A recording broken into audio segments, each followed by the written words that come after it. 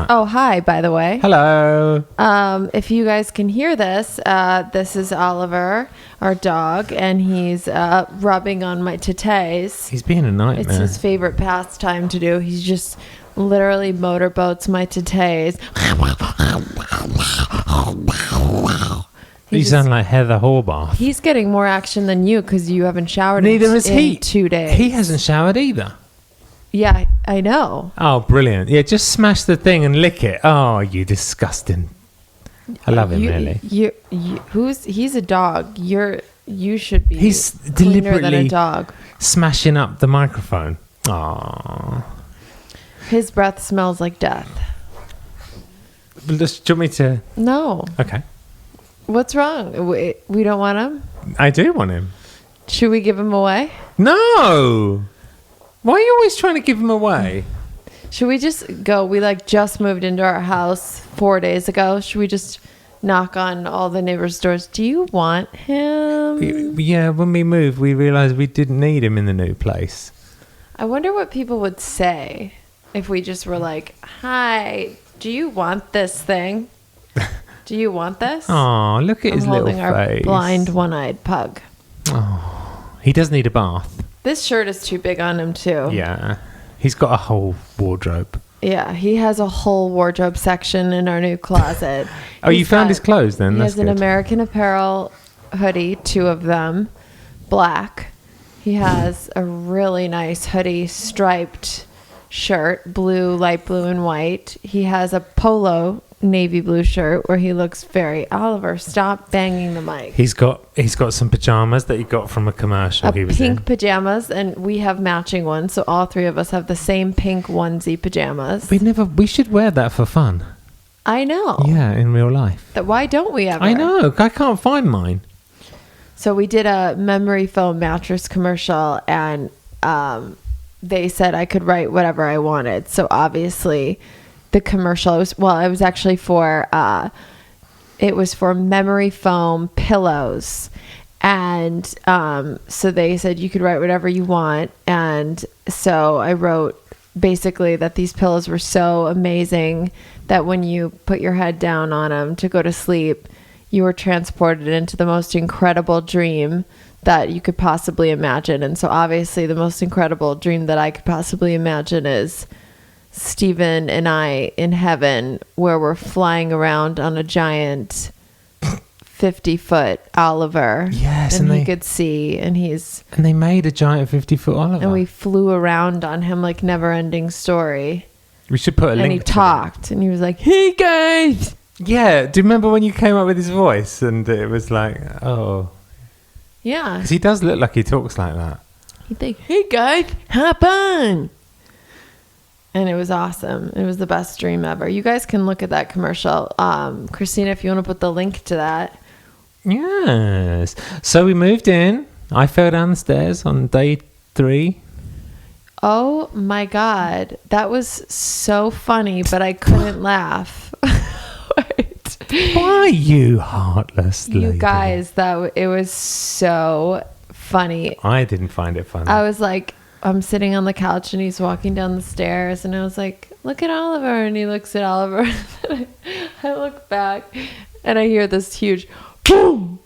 And I turn and his butt's just on the wood floor. He just fell down. I mean, I did feel badly for you. And you just looked like a little boy. You were like sitting on your butt. You're like, well, it was a shock to the system. Yeah, you were just completely shocked. Look at my arm. It's all swollen. Yeah, his arm is swollen and it hurts, right? See, I still don't understand. I was like, you fell on your butt. And you were like, no, I fell on my arm. I put my arms down to break my fall like an old man.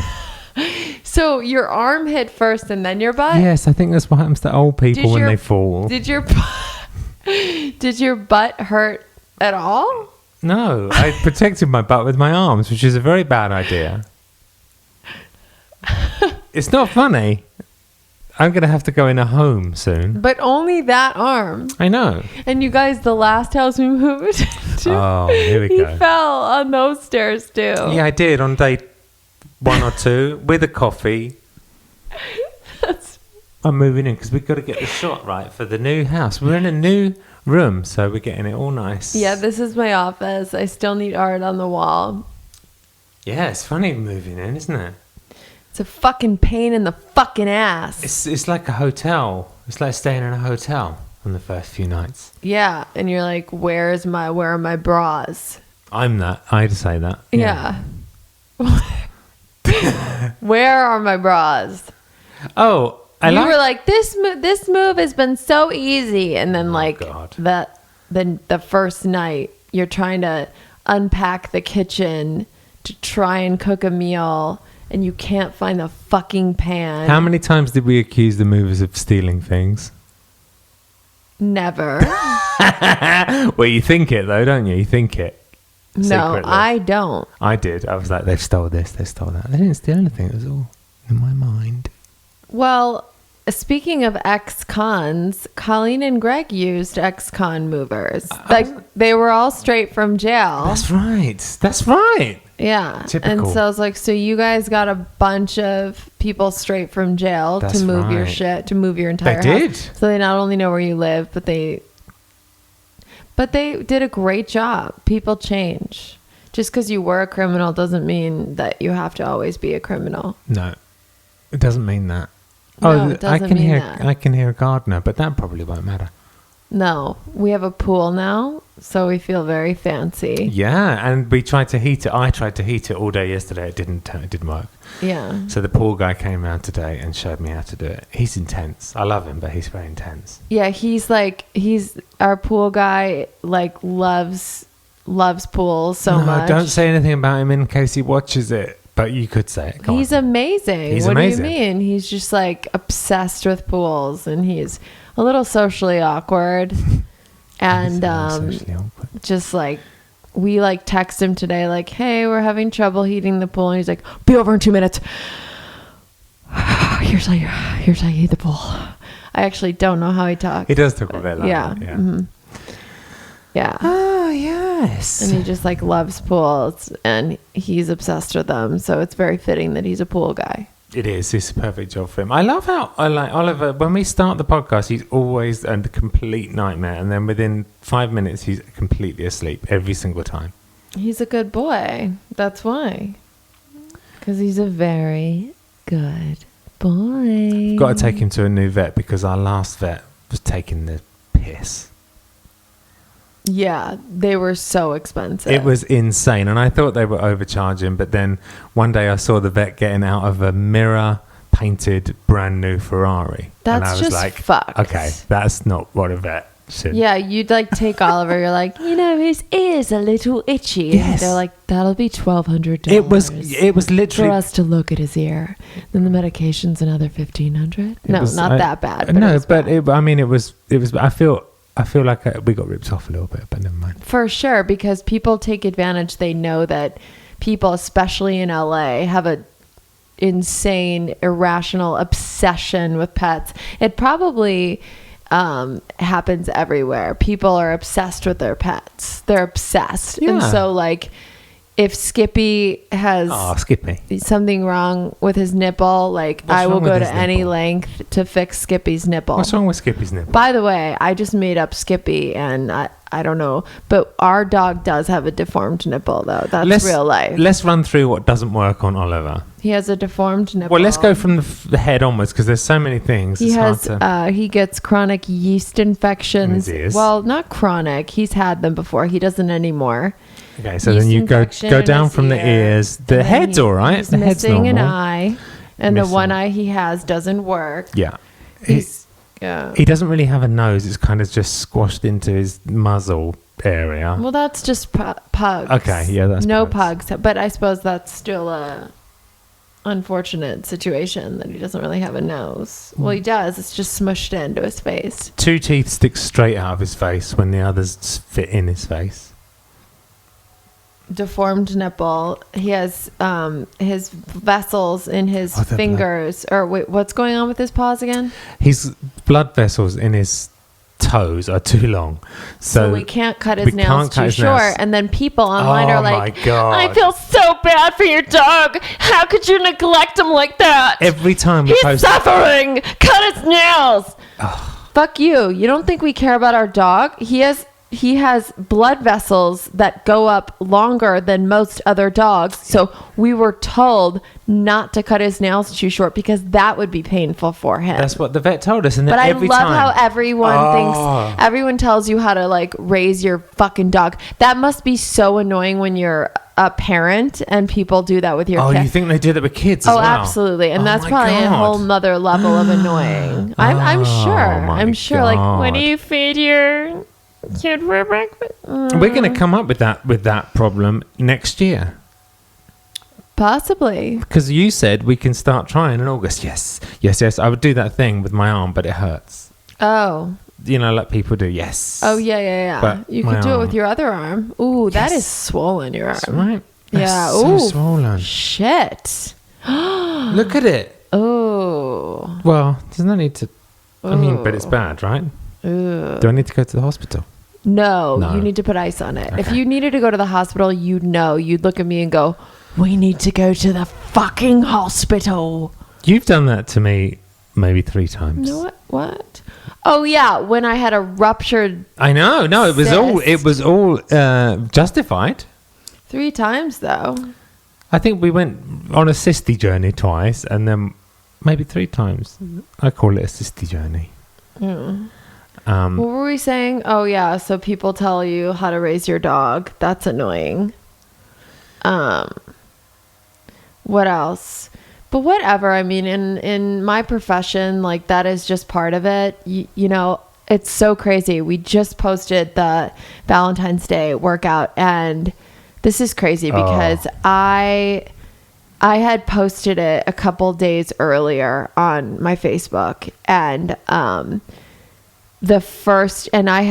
posted it in the morning, and I overslept because I struggle to wake up early. I'm getting better at it, but when you run your own business, you don't have a boss telling you. You are getting better. You got me up today. Yeah, you don't have a boss telling you if you're not at the office at 8, you're fired. So it's like, I'm not going to fire myself. So like my head tells me, sleep in, Laura. Life is scary. You don't want to get up. There's too much to do. Just go to sleep and numb out. And there's monsters outside.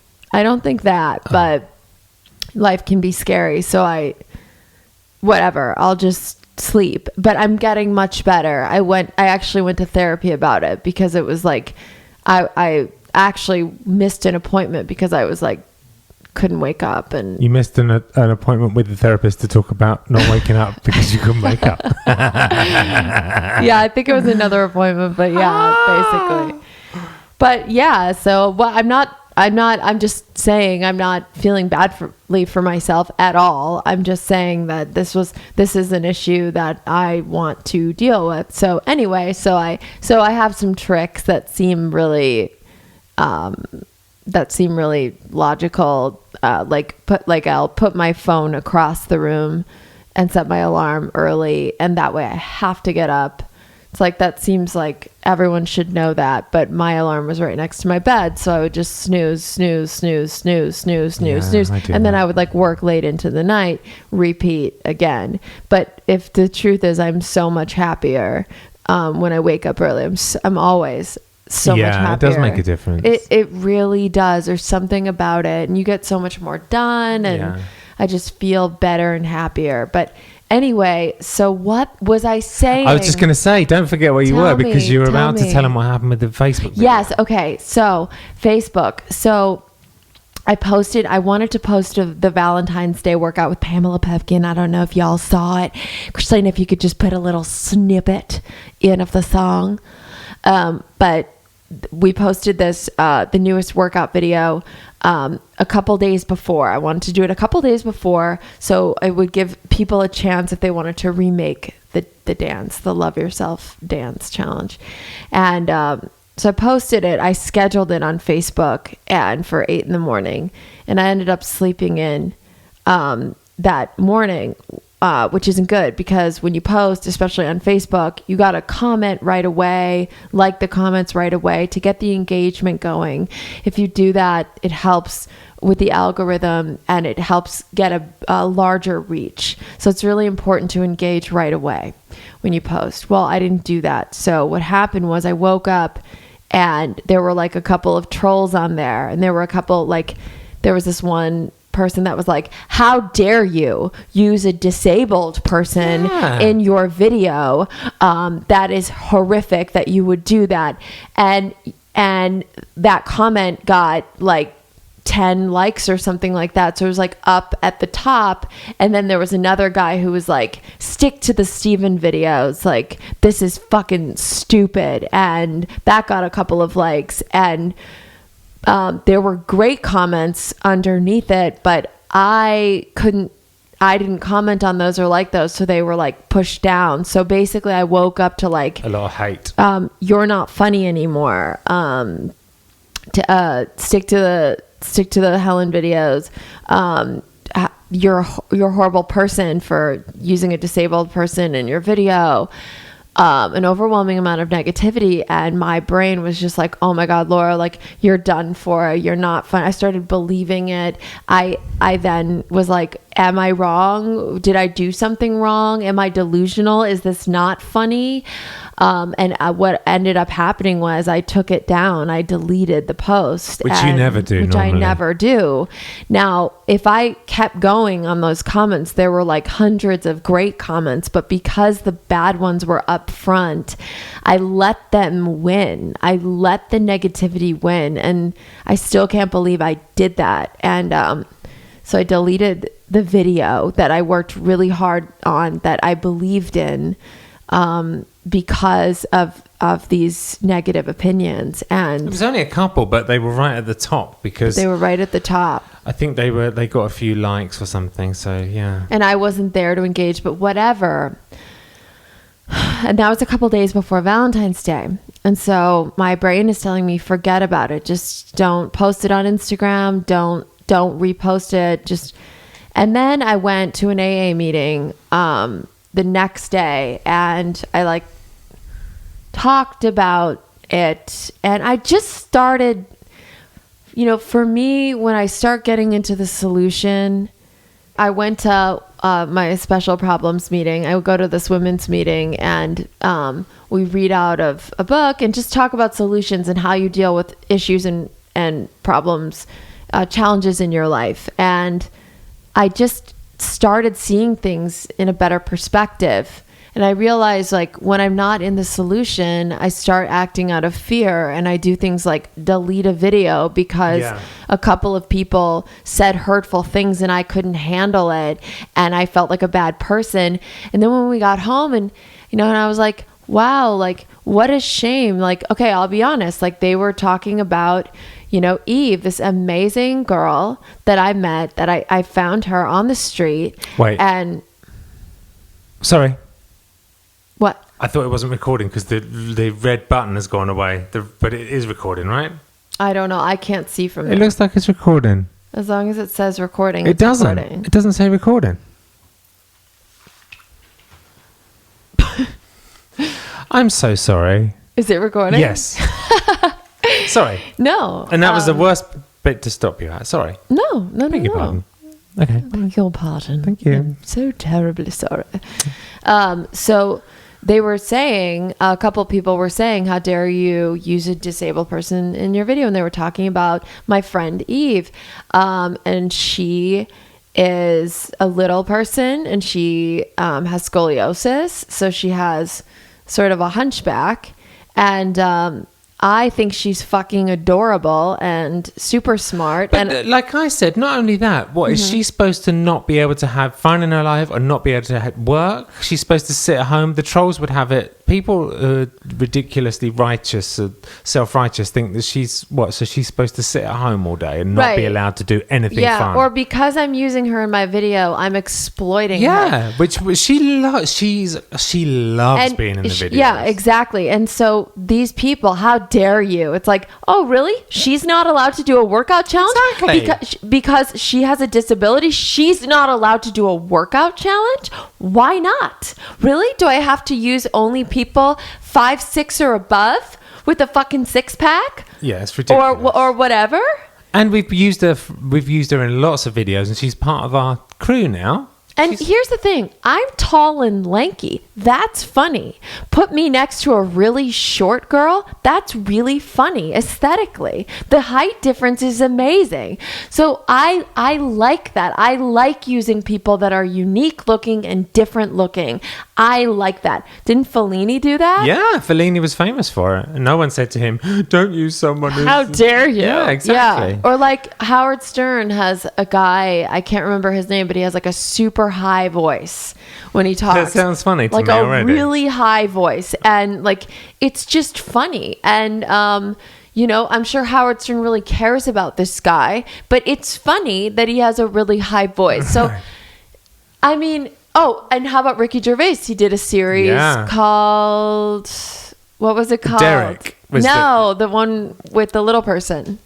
Oh, Life's Too Short. That was hysterical. Okay, so Oh my Life's God. Too Short. So he did a whole series about a little person. Yeah. And then he went to the next level and played a mentally handicapped person. Yeah. In a show called Derek, where he was played a mentally handicapped person who worked at an old person's home. Yeah. And he was slow, and sure, people were upset with him.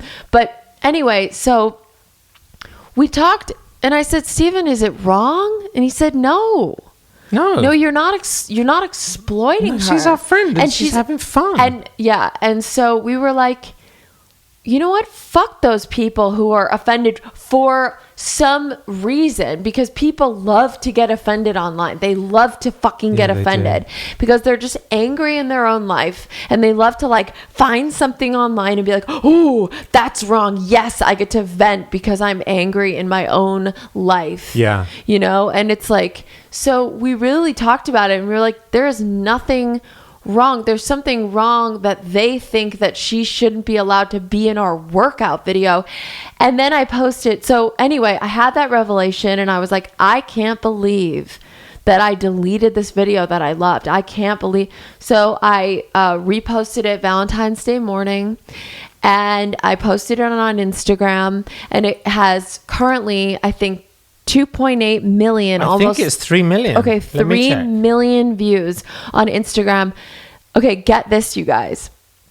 So I also posted a behind the scenes scene with Eve. We did this really funny behind the scenes bit where she literally comes up to my vagina, like her height is up to my vagina, and she starts talking to the camera in Thai, talking about how she could see my camel toe and how annoying I am, and that she's gonna kill me, and I'm the worst person ever, like just in, you know, good fun.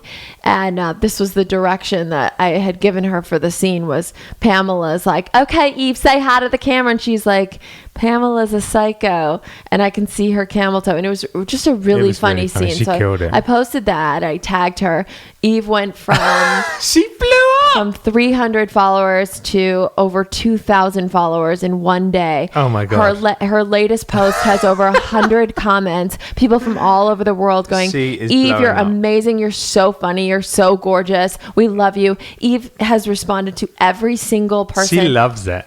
When I met her on the street months ago, when we used her for the first video we ever did with her, which was Sack Tap.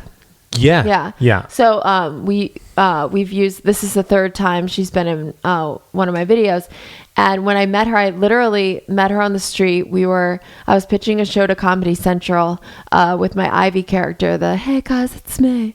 And I was early, so I went to this cafe on Hollywood Boulevard, and I see her, and she's sitting in a cafe by herself, and I thought she was fucking adorable, and I loved her look. I went up to her, I said, you have an awesome look. Do you want to be in my video? I think you look amazing. And she was like, nobody ever says I look amazing. Nobody ever says that. And the change in her from the first video to now. She was like, thank you. Yeah. But you can tell she's like a different. She loves it. Yeah, she loves it. Yeah, and she was so excited. she was so, and then like after we shot like the first video, she like comes up to me. She's like, "Where my money?" She's like, "Where my money?" I was like, "Oh, just invoice." She's like, "I want cash, cash now." Cash. But like, she's fucking brilliant. She's amazing. So we ultimately were like, okay, I had a moment of insanity. I let the haters win. I forgot what I believed in and I let them win. And like, it was just a big lesson for me.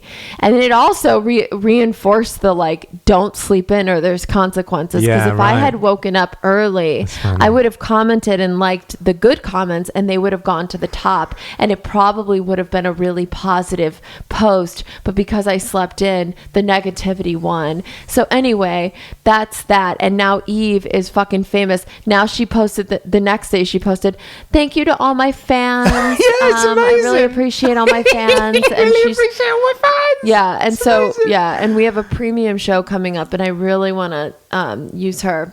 Oh yeah, she as has well to be for the bigger budget. Yeah. And she took directions so well, and that's the first time she's ever had lines. Yeah, there was quite a language barrier, so I was nervous. I was pleasantly really surprised and happy at how incredible she was at taking direction, and really like her facial expressions were brilliant, and she was so in on it. Like she knew the joke, and Pamela, my character, was the laughing stock, not exactly. Not her. It was Pamela. Yeah. Pamela's the butt of the joke. Absolutely. Yeah. Yeah. So. Yeah. But that was a big lesson, and then wow, did it pay off? Like over 3 million views on Instagram, some amazing remakes already. Yeah. And Eve's blowing up on her I social love media, that so and just much. she got so much love on Valentine's Day. Yeah, like, people were giving us amazing comments from all over the world. Yeah. Love you from here. Hawaii and Europe, and really, really funny. Yeah, so that was crazy. I remember that's just reminded me there of a story about 15 years ago. I went with my friend David Arnold, who's a composer, but he's a really massive fan of comedy, and we went to a stand-up gig. And there was a guy, when we finished the gig, we came out and we were having a drink in the place, and I was sitting next to a guy in a wheelchair. And I kept looking at him thinking, you look really familiar. Like, I couldn't get where I got him from. And then I realised he's in The Office. He's Ricky Gervais, the guy in the wheelchair in The Office. I don't remember that. He had a big part. So long ago when I saw that. But anyway, so yeah, he was in The Office, and Ricky Gervais was always taking the mickey out of him for being in a wheelchair, which is Ricky Gervais's thing, I guess. And I love Ricky Gervais and I love The Office. So I was like, oh my God, you're in The Office.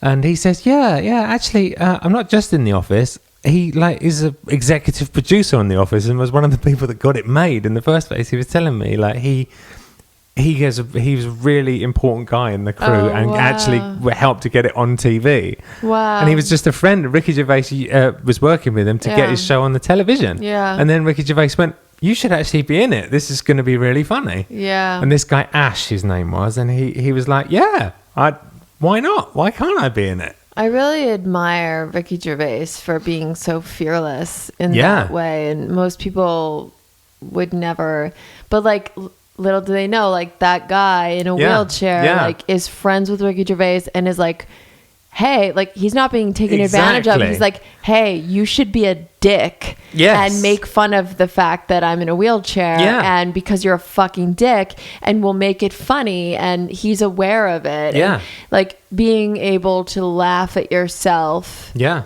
I think I posted a video that Brittany Ferland did where it was like about this like crack. Oh my God, that was such a funny video. Yeah, and it was just like basically the sketch is like her roommate ate bath salts and was tweaking out, and Brittany's like, hey, I thought you were sober, and she's like, what? What do you mean? I am sober. Fuck. And I posted it, and someone's like, how dare you post addiction is not funny. How dare you post someone with a drug addiction? That is not funny. It ruins lives. And it's like, Yeah, I'm a recovering drug addict. I know. I was like, I'm a recovering drug addict, and it's hilarious because you should like be a fly on the wall in an AA I meeting. was just gonna say that Everyone's cracking up. the worst stories you could imagine. The worst stories are like, so I tried to kill myself, and the rope broke, and everyone's like, It's true. Because if you didn't laugh, you'd cry. I mean, it's like doctors. Apparently, doctors have to deal with so much crazy shit in their daily life, like death and blood and all kinds of terror. They have a really dark sense of humor, and they have to laugh, otherwise they go mental. They have to, and it's not because they're horrible people. Not at all. It's like they have to, or they're gonna lose it. From the pressure. Of it all. And I think it is very similar with addicts and alcoholics. Like it can get really dark, or like, you know, our brains can, you know, like even me the other day, like I just to delete it and just have these thoughts of like, you're done and you maybe you're not funny anymore, and just, you know, your head starts telling you things that aren't true, and you have to laugh. I think really. Your brain, if you get too dark, if you're lucky, and I think this happens to most people, your brain will make you see a funny side to it. Yes. That's what I used to know, this guy called Roger, and he was a paramedic in Bed-Stuy in New York, when it was really rough. And he was the funniest fucker ever. He was so funny, but that was his job. And he used to tell us just crazy stories about, he'd be like, oh, so this terrible thing happened, and you know, we laughed about it. And I was like, well, how could you laugh? And he goes, because if you didn't laugh, you'd actually lose the plot, because it's so crazy. Like dealing with gun violence and stuff like that. And he was like, if I didn't laugh about it, I wouldn't be able to do the job. And he was a great paramedic as well. Yeah. One day we were walking, me and my friend Hugo, we were walking in New York, and we heard sirens going off. And the guy we just heard these sirens, and the guy went, Stephen and Hugo, in the Belfast accent, and we turned around and it was Roger in the ambulance. That's funny. Yeah, but you have to laugh or you cry sometimes. Oh yeah, totally. Or those high pressure situations. Yeah. You know what's really interesting? I just thought of this story about because I love what you said about why are there addicts and alcoholics? Like why do we? And then what was the theory that this guy had? One of the theories that they've discovered recently. Why do we still have them in evolution? Yeah. Why are they still Someone said, why does evolution make 10% of people addicts? Look, it's obviously for a reason, because nature doesn't do anything without a reason for survival. So nature has given the human race addiction. 10% of us are addicts. Why? And why is it still born with it? So it's genetic. And they discovered recently that addicts are better at coping with really intense stress. So they can do very stressful jobs, or they can deal with a lot of like our life is great, but it's also very stressful. Like it's a lot of stress. Like we don't know what's going to happen next with everything, and we have to deal with quite a lot of stress on a daily basis. Well, like even being a film composer wasn't it like ranked one of the hardest, most challenging jobs? And I think there's been a study that says that also, like in the army, the guys that will go over the top and fight first and do the most intense fighting tend to have addiction. So it's like you sort of feed off the adrenaline. Yes, the adrenaline. The addicts feed off the adrenaline, where like someone like my sister, who is, you know, can have one glass of wine and fine. She's just very calm in her nature, her and her husband, and like they thrive off that, and they, you know, it's not about that adrenaline. Like I have a alcoholic friend who's like, I work at a children's hospital, and like you know, these kids are coming in, they're, you know, almost dead, and I love it.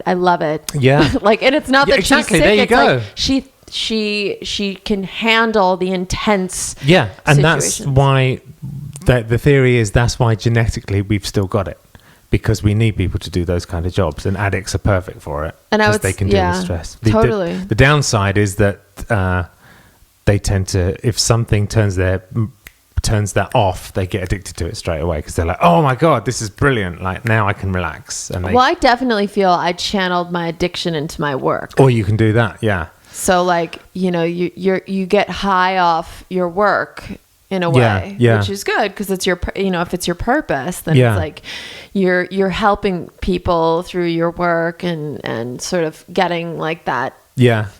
But the other downside is that short attention span. You can do intense things for a short amount of time. That's an alcoholic trait? That's an alcoholic trait as well. You tend to be OCD, like all over the place. Oh, I definitely struggle with that. Yeah. But it's interesting. Like I've wondered for years why I've got addiction.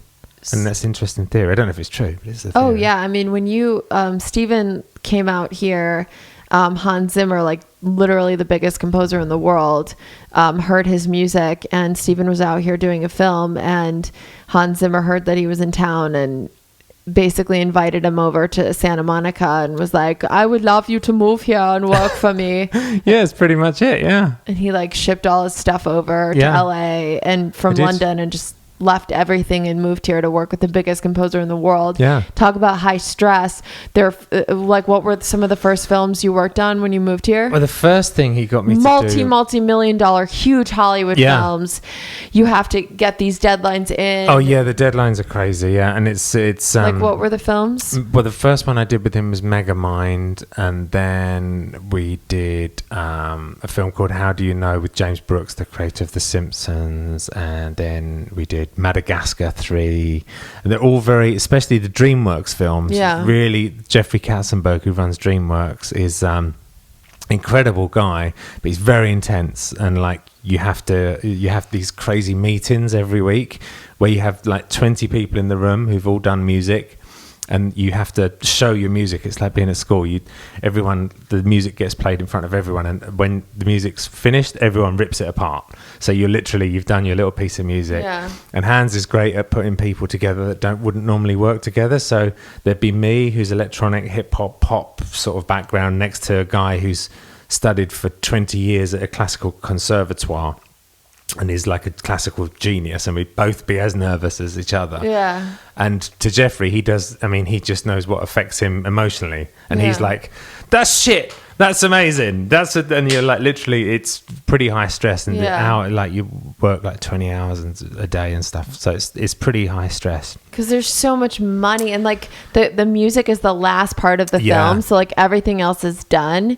And so it's like, there's so much. Yeah, always the deadline. Many stakes. And also, because the music's the last thing to go on. If there's a problem with the film, if there's an actual problem in the film, they're like, fix it with the music. Yeah, and if you can't do it, it's the music's fault. This scene sucks. Yeah. Can you fix it with your... I ask Steven to do that all the time. I'm like, so this scene is really suffering. Can you just like make it amazing though with music? You can do a lot with music. All right, sure. Yeah. But like some of these films are $300 million budgets, like the animations, and if it's not working, and they test the film throughout the process, and at the end they test the film and people give it marks out of 100, and if it's not scoring well at the end and they've invested $300 million, someone's going to be in trouble, and it's normally the music department because you're the last ones on there.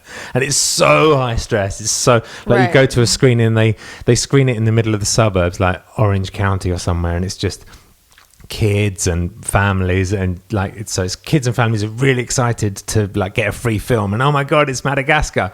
And then on the last row of the cinema, there's people chewing their arms off with stress that haven't slept for 8 weeks, just going, oh my god, please like this film. Yeah, right. So yeah, it's pretty intense. Yeah, it's pretty intense and high stress. I mean, you have a lot of people who want to be musicians, but then ultimately the stress of trying to get there. Same with comedians, or God, what do I even call myself? Yeah, what do you call yourself? It's so hard. I was an actress for 7 years that, just auditioned and did tons of commercials and some sitcoms and a couple indie films. But now I'm like a content creator, an influencer, a digital comedian, because I don't do stand-up at the moment. I don't know, a director. I don't know what to call myself. You kind of do everything, don't you? I mean, you edit, produce, but what do I start with? Exactly. I want to say comedian because people think comedian has to be stand-up, but no, that's not actually the definition of a comedian. A stand-up comedian, is a stand-up comedian, but like what do I do? I make people laugh or attempt to. That is it. That's the first thing. And so in order to do that, I've had to learn how to edit and direct and write and, create characters and all these things for the end goal of making you laugh. So like to make you laugh. So what does it mean to make you laugh? If it's my job to make you laugh, if that's what I get paid to do to make you laugh, would that not be a comedian? So I'd say comedian first. Yeah. Then actor, writer, director, content creator, influencer. It's funny how the new generation coming up, influencers and people like that, they have to know everything. You have to know how to edit. Yeah, you didn't have to know everything. 10 years ago, everyone had a different job, and there was editors and people that shot, but now it's all the same thing. But now it's easy. If I can do it, anyone can do it. I'll tell you that right now. Like I can't do it. When I watch you use Final Cut, I can't do that. If you did it as much as I do, you would get really good at it. I mean, I love editing because comedy is all about timing, and I think the edit will make or break your episode, and just every little millisecond, it all counts. Every bit counts, and it could make or break whether you laugh or not. But anyway, so that's very high stress. Yeah, so I know a lot of people who came out to Los Angeles to be a comedian or an actor, and like the stress of it all, the anxiety of it all, the uncertainty of it all was so much that they ended up going back to wherever they are from, or doing something else. I wouldn't say settling, but just going for like a more secure, regular job. This is my job. These are my hours. This is my salary. It's safe. It's not as right. Sometimes I envy those bloody people. Not as stressful and not as uncertain, because I do believe you can't fail until you quit. So it's not like they're like, I failed. No, you didn't fail. You quit, but that's okay, because you're probably happier. Yeah, that's a good way of looking at it. Yeah, you're probably happier with that, and some people are. I think addicts certainly thrive on the adrenaline. And so we're okay with we don't necessarily know when the next job is coming, but you just keep creating and keep creating. And anyway, another thing I wanted to say was about alcoholism is the bees. I thought that was really fucking crazy. So apparently, right? Same percentage as humans. Same percentage of humans. 1 in every 10 bees is an alcoholic. No joke. 1 in every 10 bees is an alcoholic. This is real life. So they tested this. Yeah. They put alcohol, right, in the science experiments. That's right. They put alcohol around these bees, and all the bees would go by the alcohol, and 9 out of 10 of the bees would have a little alcohol and be like, oh, that's nice. And then they'd go buzz around and get back to work. One of them would love it so much. And then one of them kept going back to the alcohol. They stopped working. Bugger. The other bees were all, I'll have a little taste, and then I'm going to go back and make some honey. And you get the one bee. And the one bee, the one bee just kept going back and give me another. Kept drinking the bee. So get how savage bees are. The 9 bees stung the one alcoholic bee to death, and that's what they do with the alcoholic bee. They all get together and they sting the alcoholic bee to death. Because it's no longer productive. Because it's no longer a productive member of bee society. But I love to think that they get him when he comes in after a long night out on the alcohol. He comes in at 3. Hey guys. Poor little guy though. He was only out for a night out, and then they stung him to death. Because he was no longer a productive member of bee society. He was all about the nightlife. He was all about the thug life at that point. Well, thank God we're more evolved than bees, and we don't get stung to death. Yeah. It's funny, isn't it? It is. I found that so fascinating. Yeah. That there's true. Even 1 in every 10 bees is alcoholic. Yeah, so nature has a reason for it. Probably that bee, when he's not drinking, is Made so much fucking honey. Yeah, he was probably a they maniac. Make honey? How do they make honey again? I don't know. We should know that. Guys, maybe comment below. Yeah, how do Explain the bees whole make thing. honey? Yeah.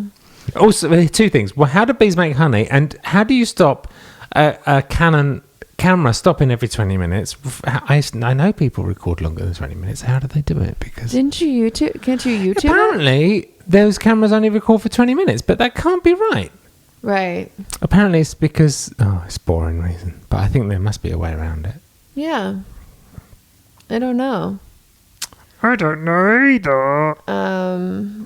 What the hell else is going on?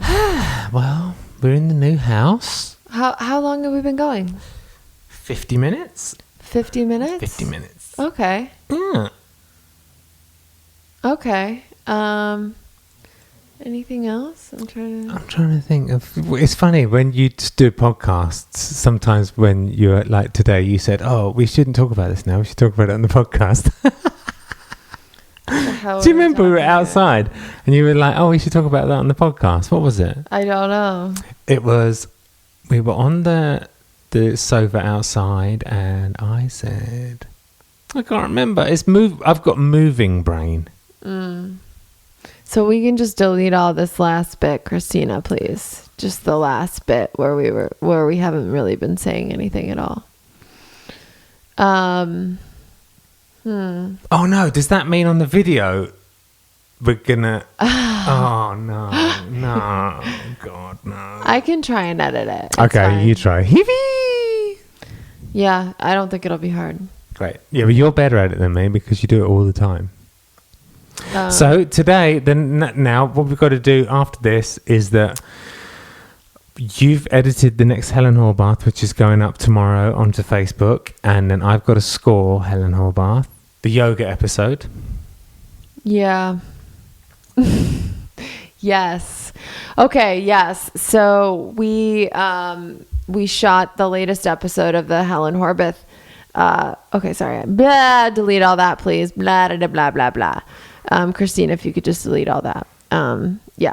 Let's just get rid of this. Don't worry. I'm doing the video edit, so I can deal with this. It's okay. No, I'm doing it. You don't have to do it. So we just shot yesterday the latest episode of Help Helen Smash, and I'm fucking nervous about it.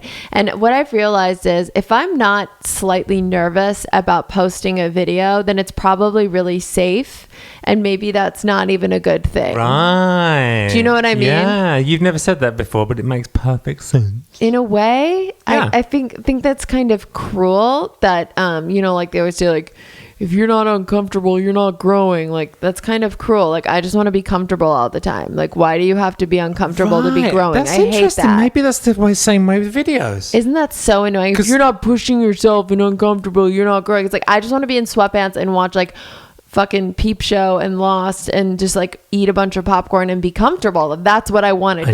That is what I want to do with my life. But we were not sure about Careless Whisper, and that one did really well. So. No, we sat on Careless Whisper for months. We shot that months ago. Dare I say? 6 months ago? Yeah, half a year ago. And I just wasn't happy with the edit. And then I was like, you know what? If by the way, if someone didn't see this, we did a Careless Whisper parody where Helen did a George Michael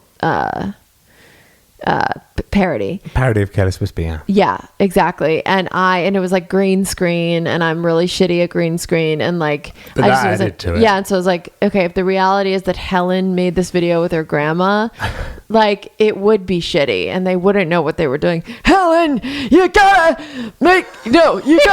download from YouTube the background and then you just slide it on there. That's not, no. Well, Granny, I know what I'm doing, okay? And they've got a really shitty computer. Here, let me just slide it. Granny, you can't touch the computer. It doesn't work like, it's not an iPad, Granny. No, you just gotta move this backdrop over here. Granny, you can't put your fingers all over my laptop. It's not an iPad. It's the same thing. There's an apple on both of them. They're different. They're different. Okay, Granny, just let me freaking edit the video. I want to help.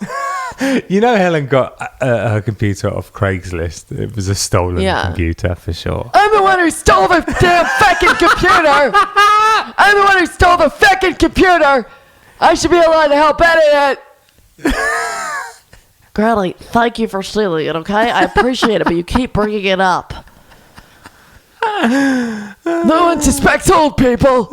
There's an epidemic of old people stealing. Like, that's a real thing. Is it? Yes, there's a real thing. There's like a really high number of senior citizens who shoplift. And I think it's like the same thing. It's a thrill for them. Wow. And they're also like, people don't suspect them. I did read that somewhere. Really? There's also a lot of STDs going around with like really senior citizens because they're not using protection. What? Yeah. Granny's probably got a lot of STDs. Granny probably has so many STDs. But so yeah, we finally did the yoga class where Heather teaches the yoga class, and there's like a lot of queefing where Granny has a queefing problem. Oh Jesus. And she's like super flexible, so her legs are behind her head, and she's like, guys, look what I can do.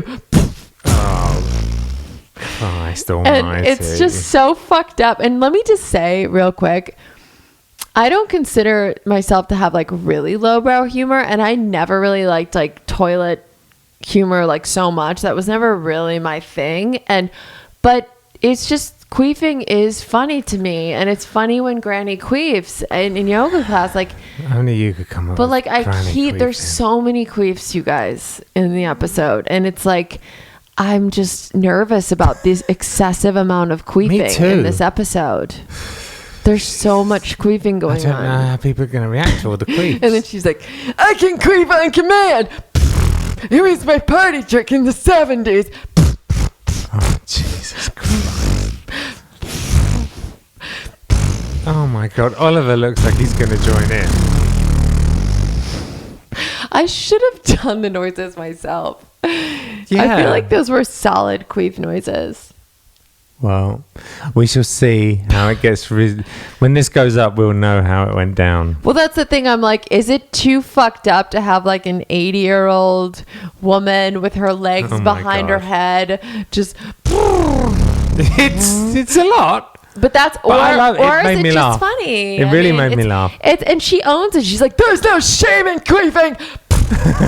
Jesus. Okay. Mom, stop queefing. I know you can control it. It's inappropriate. Oh my God. Really?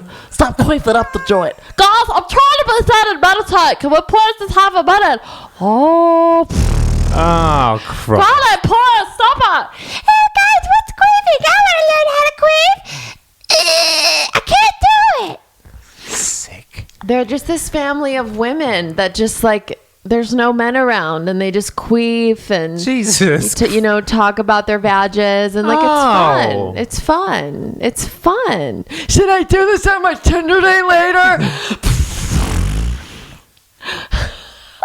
I don't believe this. This whole week has been about very queef centric. Have I ever queefed in front of you? No, I haven't. I don't really queef. So. Well, I don't. They don't need to know that, and I don't need to know that. I said I don't really queef. No, but even any mention of queef. I feel like we've had sex once, and it's sort of maybe a slight, subtle queef came out. Jesus. Yeah, I feel like that has happened, actually. And you pretended not to notice. I was trying to let you off the hook there by saying you don't, but I think that you have once or twice. What? Oh, Jesus. But like, you can't say it, especially after sex. No! It's all like romantic, and you're like, oh, that was so. Oh, Jesus!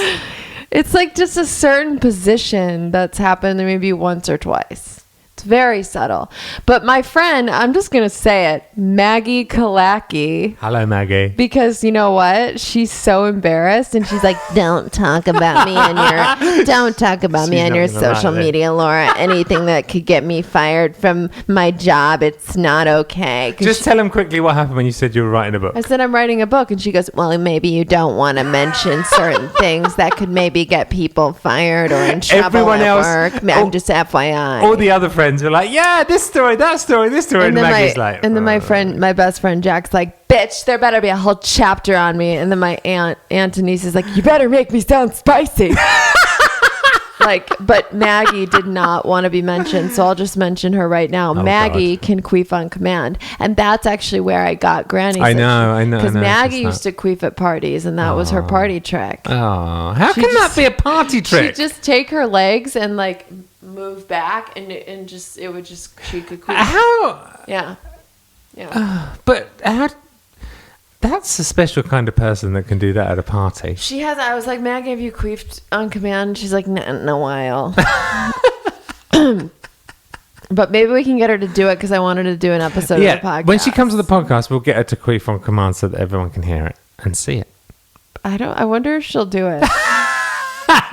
She's like, I'm fucking leaving, Laura. This is not what I signed up for. I thought I was going to talk about writing my dissertation. I thought that's what this was about. Oh my God. Poor Maggie. Yeah, and Jack is dying to be on the podcast. Oh, so you guys, we're gonna invite literally my best friend. I went to 3-year-old preschool with him. I think I've told you guys about him. He pretends to be the worst person in the world. Like he says things like, I don't hang out with ugly people.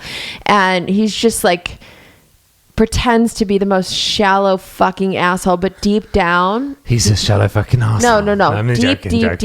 He's still a shallow asshole down there. Deep down. Only joking, Jack. Deep down. He's a good person. I love Jack, really. Deep down. But he doesn't let you in. So I call him the worst best friend ever. Because he's such a fucking selfish fucking cunt. But deep down, he has your back and he cares and he's a loving, good person. Yeah, I love Jack. Deep down.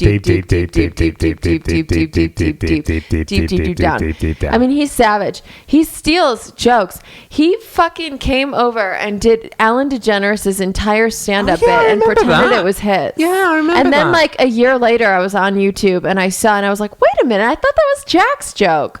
Wait a minute, I thought that was fucking Jack. Anytime Jack says something funny, he steals it from Ellen DeGeneres, me, or like some other or some comedian. 80s film or 90s film. Or some like 80s or 90s film. Yeah. Yeah. He's just a fucking asshole. It's going to be good. We got a seat for them over there. See? Jack, if you're listening, because actually he does listen to this, I do love you so much. I do too. And we're only joking. We're only joking. We say like, you're not that big of an asshole. You're not that bad. You're a tiny asshole. But we love you. Love you. Anyway, guys, this was super fun. Yeah. And so this is coming out Monday. So the Queef episode will be out. We're literally posting it tomorrow. I have to subtitle it and Steven has to score the entire thing. But it's pretty much done. So we'll see. It's a fucking stupid episode. We had just moved, so I was delirious. So I wasn't trying to be clever. I just was writing. I now write scripts on my phone. And I was just writing and just whatever was making me laugh. I wasn't overthinking it. And sometimes that is really fun to do. You don't always have to be so clever. Sometimes you just sort of vomit out the script. And then what happens is on that bombshell. Oh God.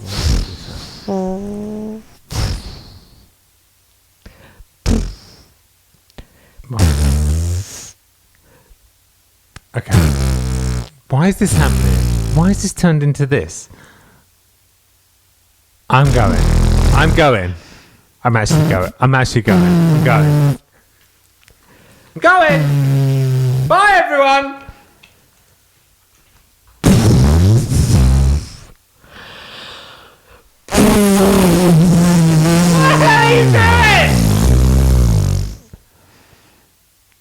Until next week.